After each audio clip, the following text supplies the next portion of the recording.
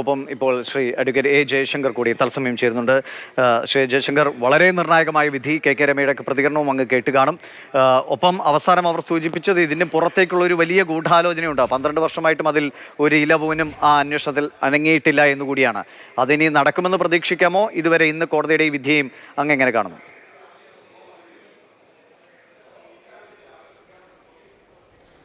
അങ്ങനെ ഗൂഢാലോചനയെക്കുറിച്ച് സത്യസന്ധമായ ഒരു അന്വേഷണം നടക്കും എന്ന പ്രതീക്ഷ തീർച്ചയായിട്ടും എനിക്കില്ല.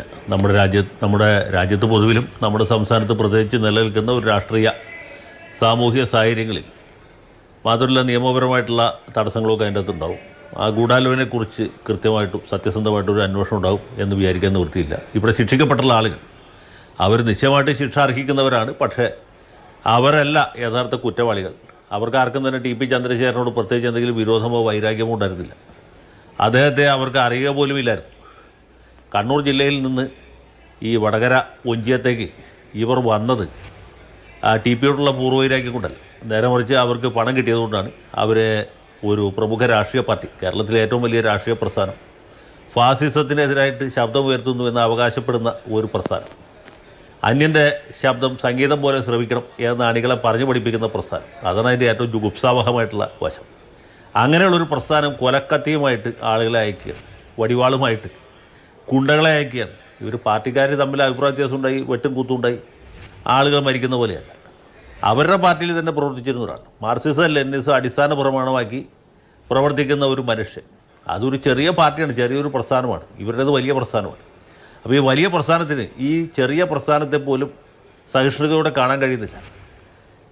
അതിൻ്റെ പേരിൽ വലിയ നേതാക്കൾ ഉൾപ്പെട്ട ഗൂഢാലോചന ഇതിൻ്റെ അകത്തുണ്ട്. കേരളത്തിലെ മുഖ്യമന്ത്രിയായിട്ടിരിക്കുന്ന മാന്യദേഹത്തിനടക്കം അറിവുണ്ടായിരുന്നു ഈ കാര്യത്തിൽ എന്ന് നമുക്കറിയാം. പക്ഷേ ആ ദിശയിലേക്ക് അന്വേഷണം പോയില്ല. അങ്ങനെ അന്വേഷിച്ചാൽ തന്നെയും ഇത്ര വലിയ സ്രാവുകളെയോ തിമംഗലങ്ങളെയോ ഒന്നും പിടിക്കാനുള്ള കേൾപ്പ് നമ്മുടെ കേരള പോലീസിനില്ല. അതുകൊണ്ടാണ് ഇതിൽ പല യോഗ്യന്മാരെയോ കിർമാണി മനോജോ ട്രൗസർ മനോജോ അല്ല യഥാർത്ഥ പ്രതികൾ. അത് കേരളീയ പൊതുസമൂഹത്തിലെ എല്ലാ ആളുകൾക്കും അറിയാം. ഇവർ ആത്മപ്രചോദിതരായിട്ട് കണ്ണൂർ ജില്ലയിൽ നിന്ന് കാർ വിളിച്ച് ടി പി ചന്ദ്രശേഖരൻ എന്ന് പറഞ്ഞ വർഗശത്രുവിനെ അന്വേഷിച്ച് വന്നല്ല. അവർക്ക് ആയുധങ്ങളും പണവും കൊടുത്ത് ഒഞ്ചിയത്തേക്ക് അയച്ചതാണ്.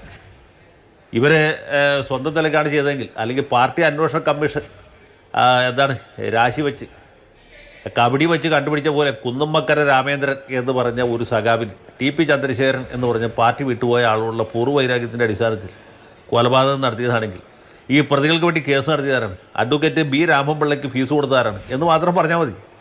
കേരള ഹൈക്കോടതിയിൽ ഈ സമീപകാലത്തൊന്നും ഇത്രയും സുദീർഘമായൊരു വാദം ഉണ്ടായിട്ടില്ല. അഡ്വക്കേറ്റ് രാമൻപിള്ള എത്ര ദിവസമാണ് ഇതിനു വേണ്ടി കണ്ടക്ഷോഭം ചെയ്തത് എന്നുള്ളത് അവിടെ കോടതി വൃത്തങ്ങളിൽ പരിചയമുള്ള ആരോട് ചോദിച്ചാലും പറഞ്ഞു. അദ്ദേഹം വാദിച്ചത് എന്നെ പിന്നെയും വാദിച്ച് ഒരുപക്ഷെ ജഡ്ജിമാർക്ക് മടുപ്പുളവാക്കിയിട്ടാണ് ഇത്ര വലിയൊരു ശിക്ഷ 2 പ്രതികൾ കൂടി വാങ്ങിച്ചു കൊടുത്തതെന്ന് ഞാൻ ഭയപ്പെടുന്നു. കാരണം അദ്ദേഹം ഒരു സീനിയർ അഭിഭാഷകനായതുകൊണ്ട് ജഡ്ജിമാർ അദ്ദേഹത്തെ നിയന്ത്രിച്ചില്ല. അദ്ദേഹം വാദിക്കുക പിന്നെ വാദിക്കുക എന്ന നിലയിലാണ് കാര്യങ്ങൾ കൊണ്ടുപോയത്. അത്ര വാദിച്ചിട്ടും ഇത്രയും കണ്ടക്ഷോഭം ചെയ്തിട്ടും ഒരു വിശേഷം ഉണ്ടായില്ല. കാരണം ഇവരുടെ കുറ്റം അതികഠിനമാണ്. അവർക്ക് സത്യമായിട്ടും വധശിക്ഷ അർഹിച്ചിരുന്നു. പിന്നെ ഇവരെ തൂക്കി കൊന്നാൽ പോരല്ലോ. ഇവർക്ക് ആയുധം കൊടുത്ത് വിട്ട ആളുകളെയാണ് യഥാർത്ഥത്തിൽ വിചാരണ ചെയ്ത് ശിക്ഷിക്കേണ്ടത്. അപ്പോൾ ജനകീയ കോടതിയുടെ വിധി പുറത്ത് കാത്തു നിൽക്കുന്നുണ്ട്. അതിലും വലുത് കുഞ്ഞനന്തൻ എന്ന് പറഞ്ഞ ഒരു ക്രിമിനൽ, സാക്ഷാൽ ക്രിമിനൽ.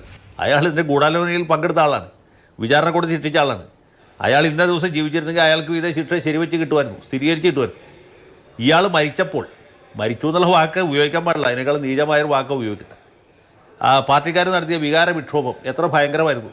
അതുപോലെ അശോകൻ എന്ന് പറഞ്ഞ് വേറൊരു ക്രിമിനൽ, അയാൾ വിചാരണയ്ക്ക് മുമ്പ് മരിച്ചു. അങ്ങനെയുള്ള ക്രിമിനലുകൾ, മരണം കൊണ്ട് രക്ഷപ്പെട്ടു പോയ കുറച്ച് ആൾക്കാരുണ്ട്. ഇവരൊക്കെ ഇതിന് ഉത്തരവാദിത്വം പറയേണ്ടവരാണ്. പിന്നെ CPM വലിയ ശക്തിയുള്ള സ്ഥലമാണ് വടകര പാർലമെൻറ്റ് മണ്ഡലത്തിലും തിരഞ്ഞെടുപ്പ് നടക്കാൻ പോവുകയാണ്. വടകരയിൽ എന്തുകൊണ്ടാണ് മുല്ലപ്പള്ളി രാമചന്ദ്രൻ 2 തവണ ജയിച്ചത്? എന്തുകൊണ്ടാണ് കെ മുരളീധരൻ ജയിച്ചത്? അതിൻ്റെ കാരണം CPMകാർ തന്നെ വോട്ട് കോൺഗ്രസ് സ്ഥാനാർത്ഥികൾക്ക് ചെയ്തു എന്നുള്ളതാണ്. കാരണം CPMകാരുടെ ഇടയിൽ തന്നെ വലിയ വികാര വിക്ഷോഭം ഉണ്ടാക്കിയ ഒരു കൊലപാതകമാണ് ഒഞ്ചിയത്തെ ചന്ദ്രശേഖരൻ്റെ. അതാണ് ഇതിൻ്റെ രാഷ്ട്രീയ പ്രത്യാഘാതം. എന്തുകൊണ്ടാണ് കെ രമ വടകര നിന്ന് മത്സരിച്ചപ്പോൾ ജയിച്ചത്? അതിൻ്റെ കാരണം വേറൊന്നുമല്ല, അവിടെ TP എന്ന വികാരം ഇപ്പോഴും സജീവമായിട്ട് മൂർത്ത രൂപത്തിൽ നിലനിൽക്കുകയാണ്. അതുകൊണ്ടാണ് ഇങ്ങനൊരു തിരിച്ചടി ഉണ്ടായത്. പക്ഷേ കൊലപാതകികളുടെ പാർട്ടിക്ക് അത് ഇതുവരെ മനസ്സിലായിട്ടില്ല. അവരിനിയും വർഗ്ഗശത്രുക്കളെ ശരി. അല്ലെങ്കിൽ കുലംകൂത്തികൾ ശ്രീ അവർ ജയശങ്കർ, ഞാൻ അങ്ങയിലേക്ക്